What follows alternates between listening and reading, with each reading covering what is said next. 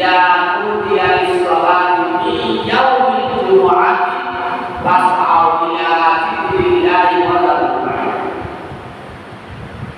Allah balen যে মুমিন ইমানদারগণ যখন জুমার আযান হয় তোমাদের সমস্ত পেশাকিনা তোমরা বন্ধ করো, সমস্ত দিব এবং তোমরা আমার জিকিরের দিকে তোমরা মশগুল হও, দাবিত হও। তোমরা আমার জিকিরের সাথে তোমরা মশগুল হও, তোমরা জিকির হও।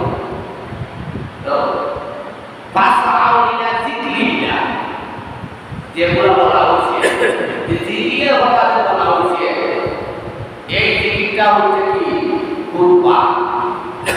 এটার কুরবা হচ্ছে যেমন যেই সময় আযান হয়ে যায় তোমরা তাড়াতাড়ি তোমরা মসজিদের মধ্যে চলে যাও।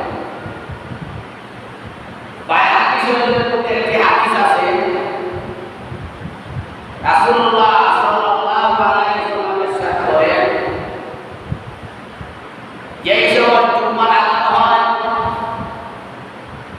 যে ব্যক্তি তাড়াতাড়ি গোসল করে পায়ে হেঁটে মসজিদের মধ্যে চলে যায়, এখানে আবার যানবাহন উল্লেখ করা হয় পায়ে হেঁটে। যে ব্যক্তি আযান শোনার পর তাড়াতাড়ি গোসল করে পায়ে হেঁটে মসজিদের মধ্যে চলে যায়, মসজিদের মধ্যে গিয়ে ইমামের কাছাকাছি বসে ইমামের কথাগুলো শুনে এবং খুতবা শুনে নামাজ পড়ে এই সময় বাড়ির মধ্যে চলে যায়, ওই ব্যক্তিকে প্রত্যেকটা কদম যে দিল, প্রত্যেকটা কদমে কদমে আল্লাহ রাব্বুল আলামিন তার আমল মধ্যে 1 বছর রোজা রাখা, 1 বছর ইবাদত করার সমতুল্য সন্তান হলো। সুবহানাল্লাহ।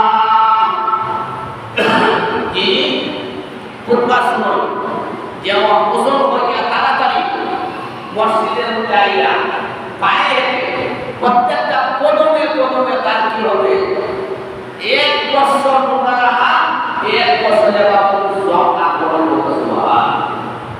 জুম্মাতে এতই গুরুত্ব, গোসল করা কি তাকিদ সংস্থা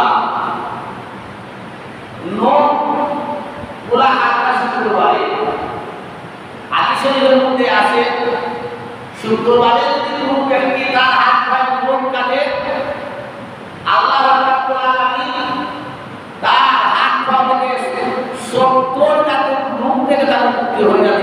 সুবহানাল্লাহ। শুক্রবার কিন্তু আমরা হলো আবার শুক্রবারকে আমরা এইটা দিল, তো ওই যে খুতবা যদি শুনে যিকরিল্লাহ, খুতবাকে উল্লেখ করা হয়েছে ইলা যিকরিল্লাহ, খুতবা শুনো। আমরা অনেকে কি করি, খুতবার সময় আমরা কথা বলি, খুতবার সময় আমরা হাঁটি। খুতবা দেওয়া হচ্ছে ভ্রমণ আর খুতবা শোনা হচ্ছে ওয়াজি। জুম্মার নামাজ পড়ে না ওইটা বাড়াই, জুম্মার নামাজ পড়ে না আমি হইয়া যাই, আপনারা হিসাব করবা কত টাকা। প্রথম হইল কি তাহিয়াতুল ওযু 2 টাকা, দমুল মসজিদ 2 টাকা, কাবলা জুম্মা 4 টাকা, ফরজ 2 টাকা, পাতল জুম্মা 4 টাকা, আখেরি জোহর 4 টাকা, ওয়াক্তি সুন্নাত 2 টাকা, নফল 2 টাকা। কয় টাকা হচ্ছে 22 টাকা। আমরা ধরি 10 টাকা, আমরা বয়া করি 10 টাকা করি, জুম্মার নফল 22 টাকা। আমরা ধরি কয় টাকা 10 টাকা করি, এর মধ্যে ফরজ কয় টাকা, পাতল 2 টাকা। কিন্তু জোহরের বদলা আমরা নামাজটাতে ধরি, জোহরের ফরজ কয় টাকা, 4 টাকা করে নিই, জোহরের ফরজ 4 টাকা। আমরা জুম্মার দিনে ফরজ ধরি 2 টাকা, এই 2 টাকা কাগজে বদলাই নিয়ম তো বদলা হইল আমার কথা হইল। যেমন অন্য দিন জোহরের ফরজ আমরা 4 টাকা করে ধরি, জুম্মারও হলো আমরা বলবো 4 টাকা, কিন্তু জুম্মারও হলো 2 টাকা করে। আরো 2 টাকা কয় হাদিসের মধ্যে উল্লেখ করা হয়েছে, 2টা খুতবা দেওয়া হয় না, 2টা খুতবায় 2 টাকা নামাজ চলিয়া যায়। সুবহানাল্লাহ। 2 টাকা 2টা খুতবাতে দেওয়া হয়, এই 2টা খুতবায় 2 টাকা।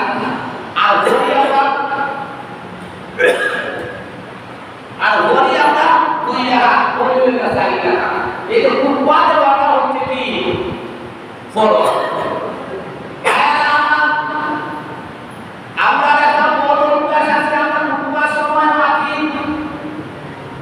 অনেকে খুতবার সময় কথা হয়, 2 খুতবায় যদি 2 রাকাত নামাজ যদি চলে যায়, নামাজের মধ্যে মানুষের কথা হয়নি, নামাজের মধ্যে আসে মাত্র তো নামাজ হবে না। আমার নবী ইরশাদ করেন, সাবধান তোমরা খুতবার সময় কথা বলিও না। যে ব্যক্তি চুপচাপ খুতবার সময় তার আমল নামার মধ্যে 2টা বহু রাহাতের সম্পর্কগুলো সংগ্রহ করা হলো। সুবহানাল্লাহ। বহু রাহাতগুলো তারা সৌদি গেছে না হইতে পারে, বহু রাহাতগুলো তারা সৌদি গেছে বা সৌদি আসো তারা হইতে পারবা। এই যে বহু রাহাতের 2টা বহু রাহাতের সম্পর্কগুলো সংগ্রহ করা হলো খুতবার শুনলে। এখন যদি এই খুতবার মধ্যে মাতই যদি খুতবার মধ্যে তাহলে ওই 2টা গুনাহ, ওই 2টা গুনাহ, এই 2টা গুনাহ হলো কত বড়, বহু রাহাতের সম্পর্কগুলো 2টা গুনাহ। আল্লাহ রাব্বুল আলামিন এই আয়াতের মধ্যে জুম্মার নামাজ আমাদের জন্য ফরজ করেছেন। জুম্মার নামাজ হইছে ফরজ। কোন ব্যক্তি যদি জুম্মার ফরজ নামাজ পড়িয়া তার বাড়ির মধ্যে বিশেষ চুপচাপ যদি চলে যায়, আবার যদি এই মসজিদের মধ্যে এসে আসরের নামাজ যদি সে আদায় করে, হাদিস শরীফের মধ্যে রয়েছে তার আমল নামা মধ্যে আল্লাহ রাব্বুল আলামিন উমরা হতে কবুল হতে সওয়াব করবে। সুবহানাল্লাহ। জুম্মার নামাজ পড়লা ওইটাকে লাগানোর বাড়ি আবার যদি আসরের নামাজ আইয়া হলো মসজিদের মধ্যে, তাহলে কি হইব, তার আমল নামার মধ্যে উমরা হওয়া এবং কবুল হতে সওয়াব দান করা হবে। এতনে হলো এর জন্য এই যে শুক্রবার দিনে ফজিলতের দিন বলে ঘোষণা করা হয়েছে। ফজিলতের দিন ঘোষণা করা হয়েছে। কোন মানুষের যদি কোন ব্যক্তি যদি সেই আশার জামাত যদি সে আদায় করে, আশার নামাজ যদি জামাতের সাথে যদি আদায় করে, আবার ফজরে জামাত যদি আবার মসজিদে এসে আদায় করে, আর আজকা রাত যদি সে ঘুমাইও থাকে, নবী ইরশাদ করেন কি তার আমল নামার মধ্যে সারা রাত বলে সরকার করে দেওয়া। সুবহানাল্লাহ। একটা ঘটনা, একজন মহিলা সাহাবী হুজুর সাল্লাল্লাহু আলাইহি ওয়াসাল্লামকে গিয়ে বললেন, ইয়া রাসূলুল্লাহ, ইয়া হাবিবাল্লাহ, আমি তো বিবাহ করতে চাই, ভালো উপযুক্ত একটা পাত্র আমাকে দিন, কিন্তু আমার শর্ত আছে। উনি বিবাহ করতে চায়, আমার শর্ত আছে। নবীজি ইরশাদ করলেন, মাগো তোমার শর্ত কি? বলে, আমি এমন একজন লোকের সাথে আমি বিবাহ করতে চাই যে লোক নাকি সারা রাত সে মহলে মাতৃ করবে, এবং 2 নম্বর শর্ত হইল সে 12 মাস রোজা রাখতে হইবে।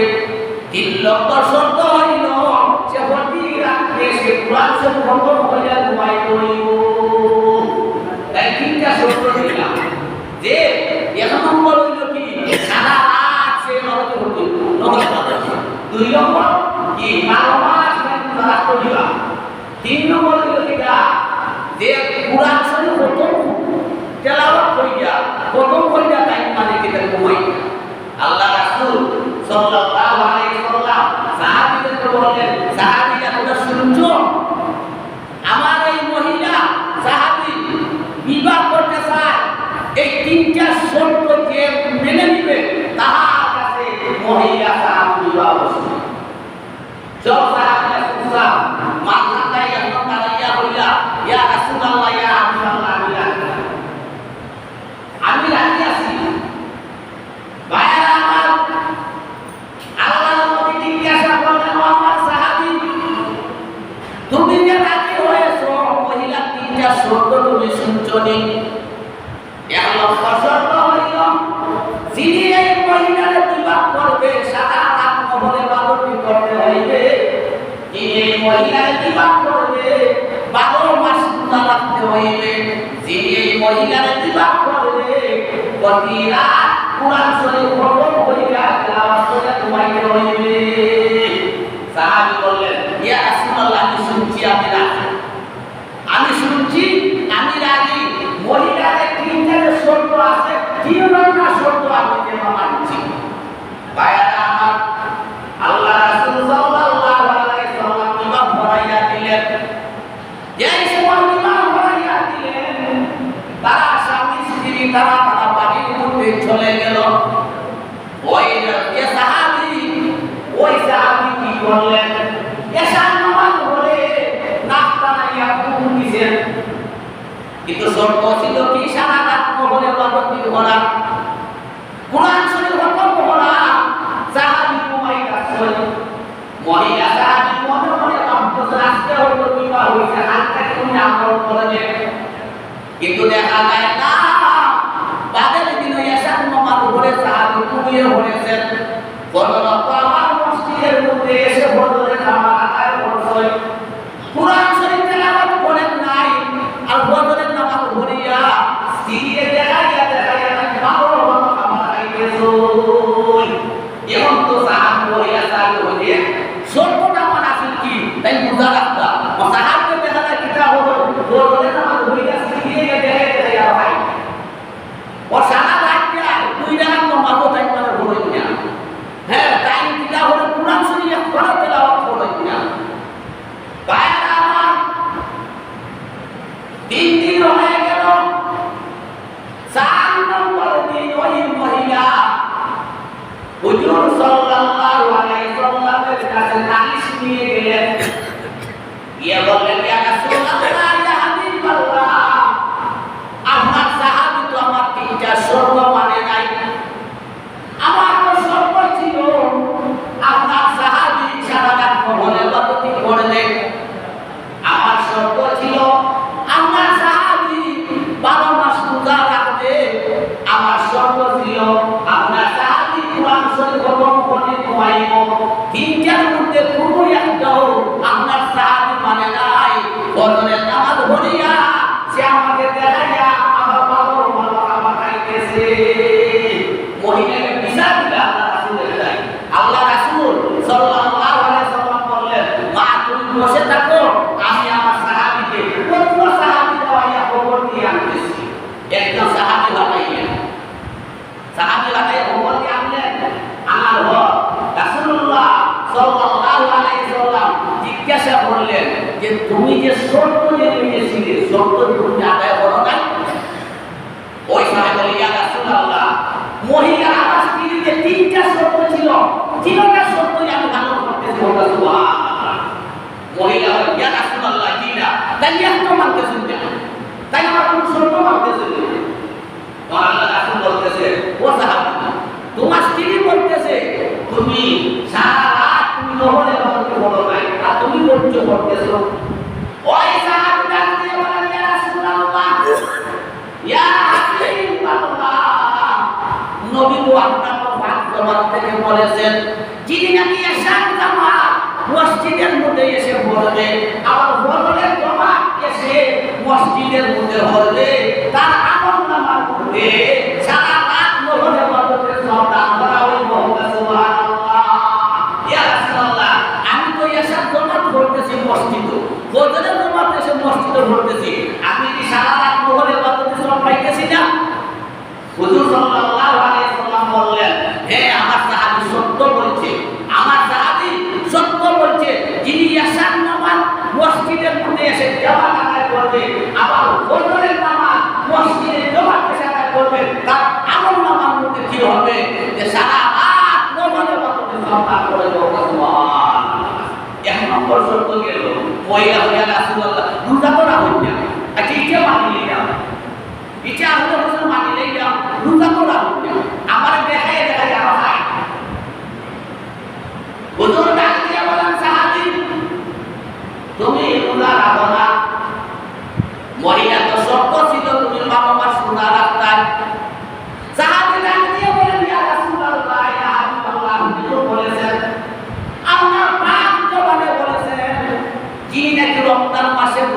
রাখবে আর শাওয়াল মাসের 6টা রোজা রাখবে তার আমলনামার মধ্যে আল্লাহ রাব্বুল আলামিন 1 বছর রোজা রাখার কথা বলা হলো সুবহানাল্লাহ। ইয়া রাসূলুল্লাহ আমি রমজানের মাসে রোজা রাখি, আমি রমজানের রোজা রাখি, শাওয়াল মাসের 6টা রাখি। আপনি তো বলেছেন যে যিনি নাকি রমজান মাসে রোজা রাখবে, শাওয়াল মাসে 6টা রোজা রাখবে তার আমলনামার মধ্যে আল্লাহ 1 বছরের রোজা রাখার সওয়াব দিয়ে কেউ দান করবে। আল্লাহ রাসূল বলেন হ্যাঁ আমার সাহাবী সত্য বলছে, সুবহানাল্লাহ আমার সাহাবী সত্যই বলছে। মহিলা ডাক দিয়ে বলেন ইয়া রাসূলুল্লাহ নবী গো 2টা মানলাম কিন্তু 3 নম্বর শর্ত ছিল আপনার সাহাবী প্রতি রাত কুরআন শরীফ খতম করে ঘুমাইবেন। সাহাবীকে হুজুর জিজ্ঞাসা করলেন সাহাবী তুমি কি খতম করো নাই?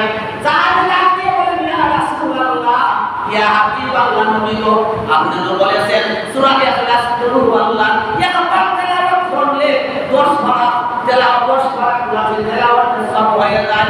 20 বার যদি কোনো ব্যক্তি কুল আল্লাহ তেলাওয়াত করে 20 পারা তেলাওয়াতের সওয়াব হয়ে যায়। 3 বার যদি কেউ তেলাওয়াত করে সমস্ত কুরআন শরীফের সওয়াব দান করা হয়। ইয়া রাসূলুল্লাহ ইয়া হাবিবাল্লাহ নবী গো আমি প্রতিদিন এশার নামাজের পরে আমি 3 বার কুল আল্লাহ বলি, আপনি বলুন আমার কুরআন শরীফ হয়েছে কিনা?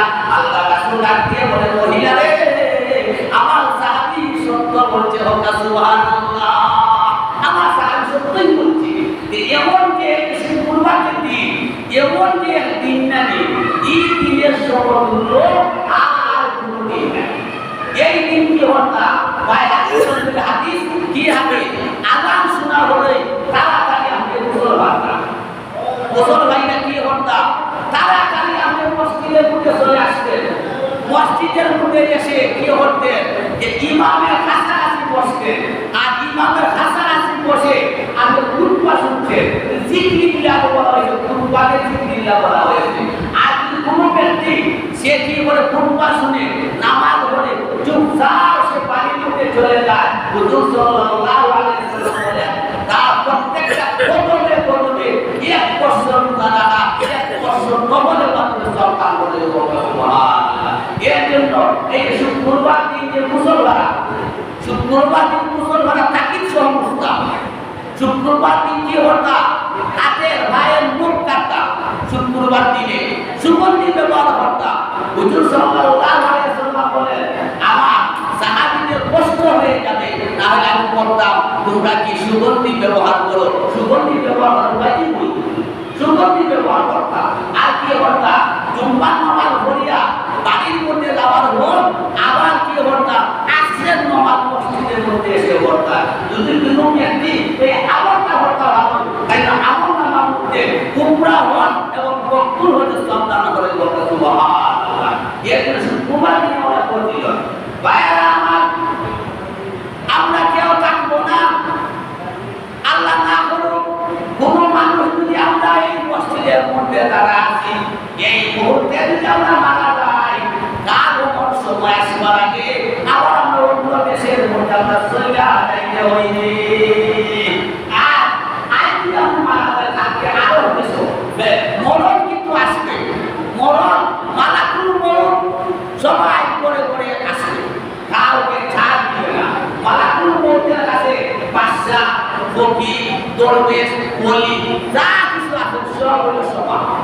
মালাকুল মরণের কাছে সব হলো সমান, কোনো মেশন নাই মালাকুল মরণের কাছে। মালাকুল মরণ প্রত্যেক করে করে আসবে, প্রত্যেক করে করে আসবে।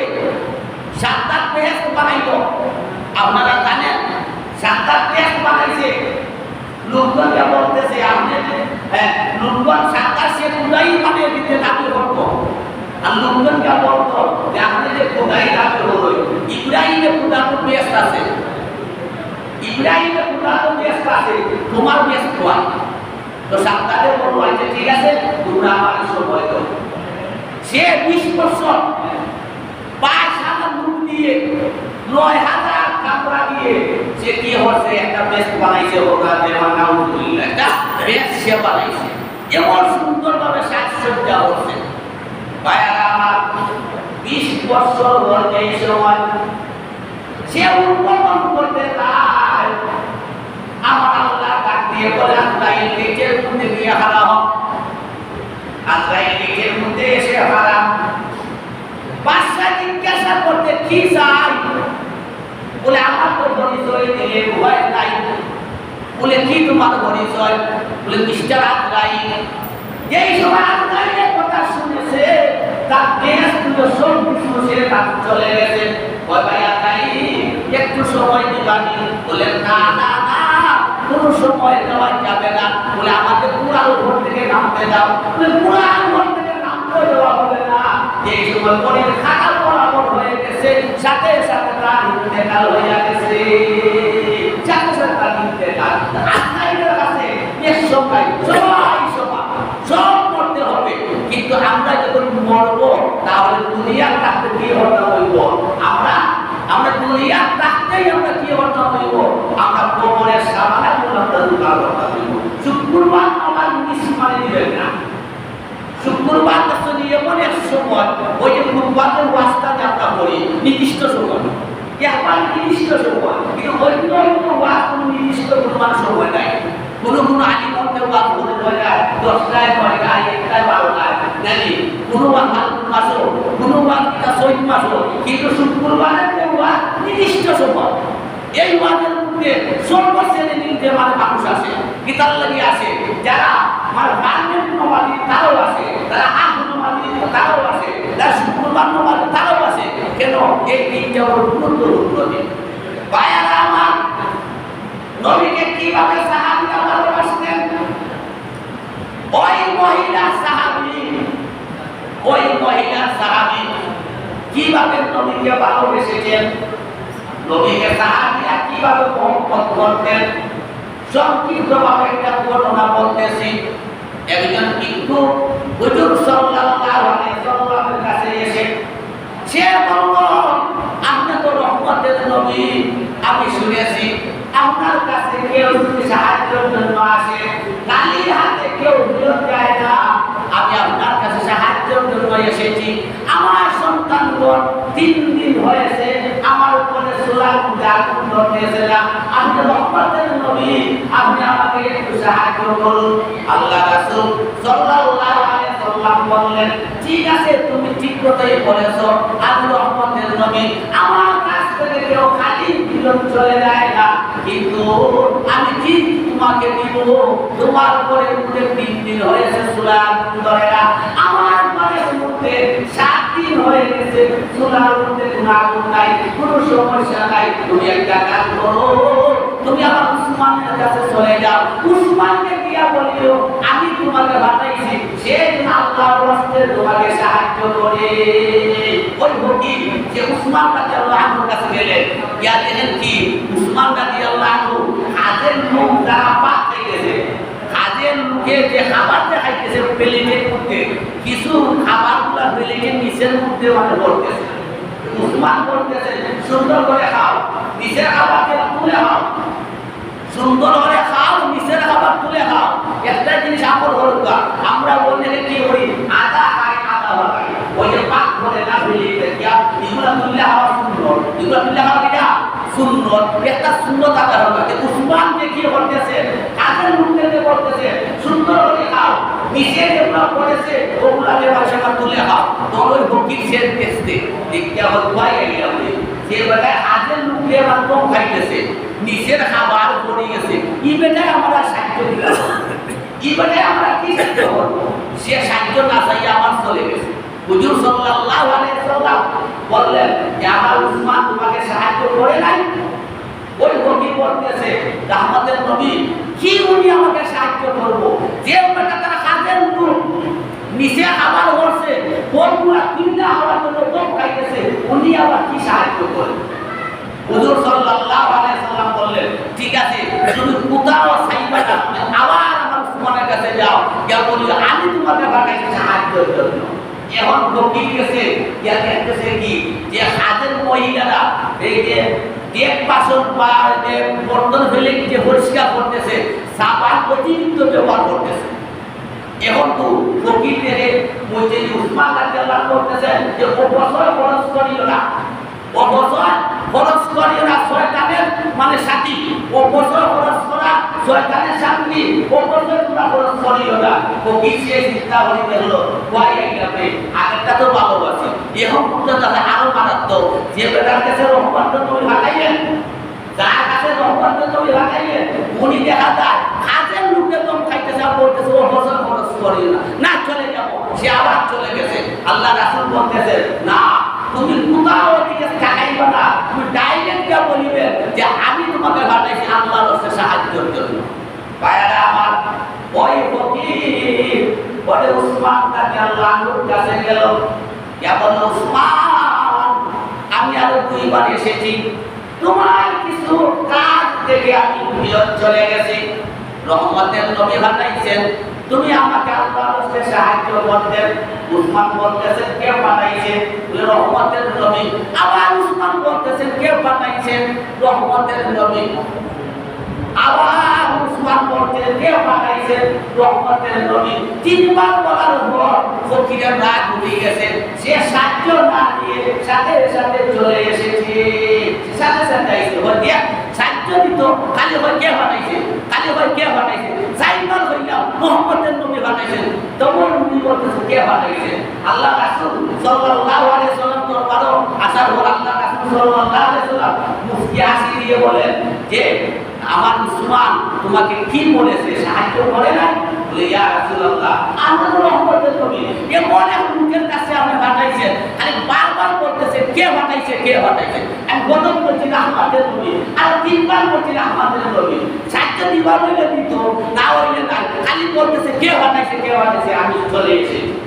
আল্লাহ রাসূল বলেন বাবা তোমার হাতে অনেক সময় আছে আমি জানি তুমি একটু সময় বসো দেখো কিছু সময়ের দিকে আমার উসমান আসতেছে দেখা যায় হয়তো উসমান রাদিয়াল্লাহু আনহু এসে সালাম দিচ্ছেন ইয়া বলতেছে ইয়া রাসূলুল্লাহ ইয়া হাবিবাল্লাহ নবী গো আমি আপনার সামনে হাজির হওয়ার জন্য অনুমতি চাইছি আল্লাহ রাসূল অনুমতি দিলেন দেওয়ার পর আল্লাহ রাসূল জিজ্ঞাসা করলেন উসমান আমি বাতাইলাম লোকটাকে তুমি কি সাহায্য করো নাই উসমান বলেন ইয়া রাসূলুল্লাহ ইয়া হাবিবাল্লাহ নবী গো আমি সাহায্য করব না বলি নাই আমি বলেছি তোমাকে কে পাঠাইছে শুনি এই সময় বলছে রাহমাতাল লিল আলামিন যদি সে 100 বার বলতো রাহমাতাল লিল আলামিন 100 বার সে বলতো নবী 100 বার বলতো আমি 100 টা রূপ আমি বুঝাই দিয়া আল্লাহ বলতে তারা মাতা বলেন সুবহানাল্লাহ ইয়া রাসূলুল্লাহ নবী গো উনি সাইবার বলেছে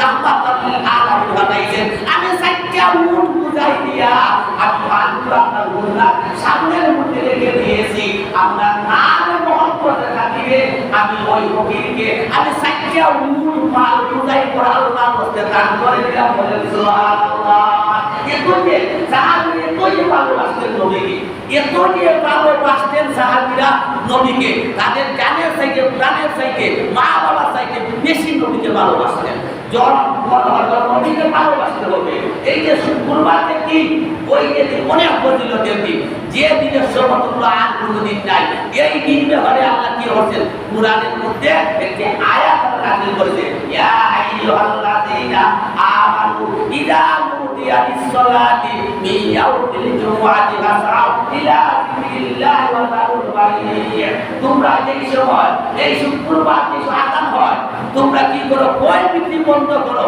সব স্থগিত করো আল্লাহর জিকিরের দিকে তোমরা লাগাইতে থাকো আল্লাহর জিকিরিল্লাহ খুতবাতে বলা হয়েছে জিকিরিল্লাহ বলতে খুতবাতে বলা হয়েছে খুতবার সময় আমরা অনেকের কথা বলি এগুলো আমাদের বড় দরকার আল্লাহ বলতে খুতবার সময় কেউ কথা বলবেন না খুতবার সময় যদি কেউ কথা বলে তার কি হয় দুইটা গুনাহ নাকি বলেছি অরুণ পাহাড় সমতুল্য তার গুনাহ হয় অরুণ পাহাড় সমতুল্য তার গুনাহ হয় এর জন্য আমরা এমন কথা বলবো খুতবার সময় আমরা কথা বলতাম না আল্লাহ রাব্বুল আলামিন আমরা শুক্রবার দিনের বরকত আর ফজিলত দান করতা ওয়া আখির দাওয়ানা আলহামদুলিল্লাহি রাব্বিল আলামিন সাল্লাল্লাহু আলা সাইয়্যিদিনা ওয়া মাওলানা মুহাম্মদ ওয়া আলা আলিহি ওয়া